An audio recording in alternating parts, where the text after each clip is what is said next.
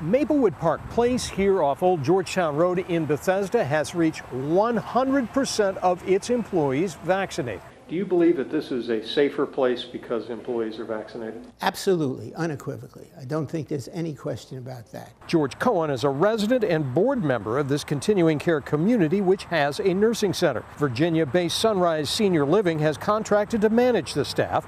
Cohen says since April, that company has had a mandatory vaccination policy for workers, and it did come down to 3 who refused this month. And people were notified that if you wanted to keep your job starting August 1st, you had to get vaccinated. 3 of our folks opted not to do that, and both of our boards, the service board and the co-op board, said, we are sorry.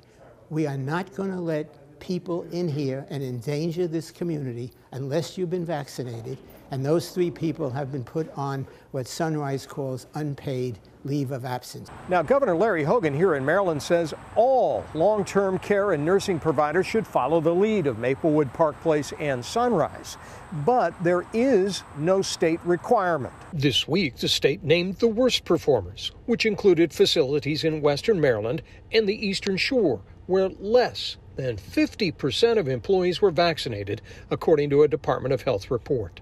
The Healthcare Facilities Association of Maryland, which speaks for the industry, said it's time for the state to consider a mandatory employee vaccination policy statewide. The truth is that we're at a time in fighting this pandemic where all healthcare settings should be looking at staff vaccination mandates. Overall, more than 23% of healthcare and support workers in Maryland nursing facilities remain not fully vaccinated, according to the latest state figures. In Bethesda, Scott Broom, WUSA 9.